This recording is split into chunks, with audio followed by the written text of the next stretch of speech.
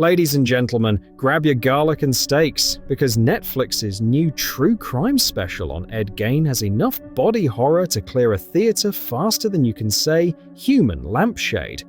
Yes, the man who turned grave robbing into an extreme home decor hobby is back in living rooms, and we're all hostage to this macabre makeover. First off, Gein's childhood, kept inside by a mother so controlling she makes your clingiest ex look like Mary Poppins. She banned him from socializing, from church, even from feeling normal human emotions. Little Eddie grew up convinced the only acceptable woman was his mama. The result? A man who, when faced with adulthood, said, "Why date when you can DIY your own girlfriend out of dead bodies?" Then came the grave robbing phase. While most of us make scrapbooks, Ed Gein was out there assembling a scrapbook from real bone fragments. He stole corpses because shoplifting from Tiffany's is too mundane, and stripped flesh like he was composting for a vegetable patch. He made lampshades from human skin. Human skin! I barely handle my cat's shed fur for a lint roller, and this guy stretched actual nipple leather over a frame for his man cave accent pieces. Vogue called, "They want their it accessory trends back. Let's talk murder." One night, Gein barged into Bernice Worden's hardware store and shot her point blank because he was desperate for fresh material for his woman suit. Most people kill time watching Netflix. Gein murdered a person.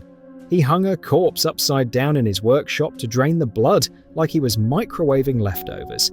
He was like, "I could buy a sewing mannequin, but I prefer one that was just a heartbeat ago, terrified." You've seen his Netflix doc. He kneels by his mother's grave and begs her to come back. What cheery family reunion. Meanwhile, she's up in heaven, cross-armed, going, "No, Eddie, not tonight. I'm on a celestial girls' night." His art studio was a barn-turned-horror museum. Skulls for bowls, skin leather belts, title sequences of terror. He labeled trophies with victims' names and dates because you need a reminder of your student loan due date, but on your own corpse. Friends, if your home is missing a twisted blend of Silence of the Lambs props, guess who's the early bird grabbing bodies at 3 a.m.? Ed Gein making funeral home workers cry. When they arrested him, police walked into the farmhouse like a bad escape room. Which puzzle kills me first, the bathroom of horrors or the basement slide of gore? They found his woman's suit on a mannequin with a sign, "By appointment only." Even Leatherface was judging him. Let's roast his DIY philosophy. Ed believed in do-it-yourself so much he taught restoration of old bodies. Jump cuts of him embalming corpses had more suspense than most horror flicks. Netflix's lighting on those scenes was so dramatic, I half expected a to-be-continued screen before the butcher's apron shot. Psychiatrists diagnosed him with schizophrenia. No shit. If chopping up bodies was normal, medical school would teach it in freshman year. He confessed to 15 to 17 grave robbings like he was the cemetery's most loyal subscriber. His motto, "They're dead, it's not stealing if they can't scream." Gein's murder trial was cancelled because he was insane. Insane, as in he looked at a corpse and saw a fashion statement.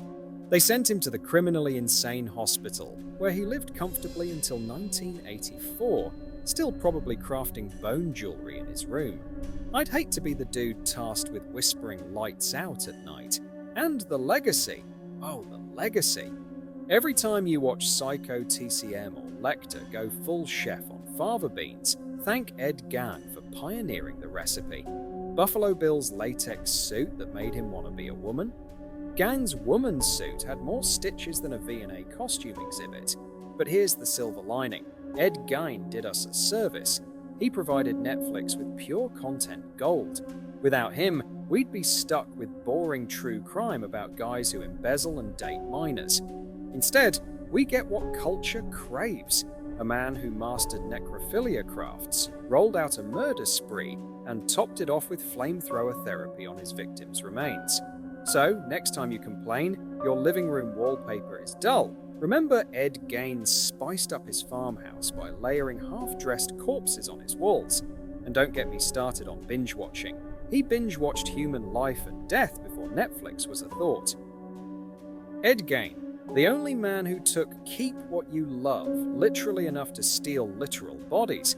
The only one who turned grief over his mother into a full-blown National Geographic special. And the only guy whose interior design tagline was, "Results may be shocking." Good night, Eddie. Hope the folks upstairs tip you better for this Netflix cameo.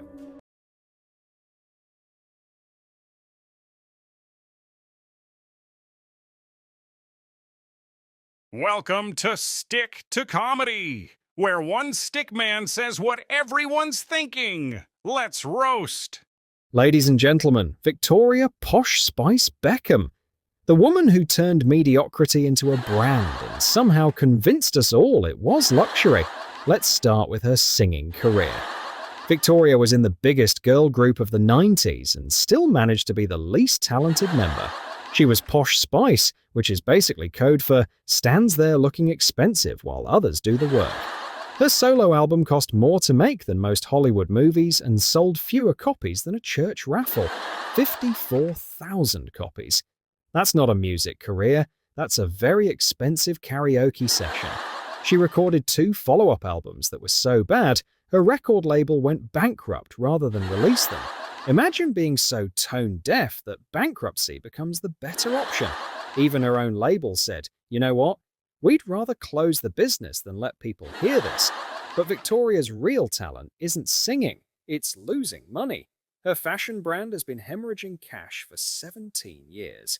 17 years? She was tens of millions in the red and nearly lost everything. The company spent £70,000 annually on office plants. Office plants? They had a £15,000 plant watering service. At this point, the plants were more profitable than the clothes. They shipped chairs internationally and had 15 different jacket linings because apparently Victoria confused running a business with playing dress-up dollhouse.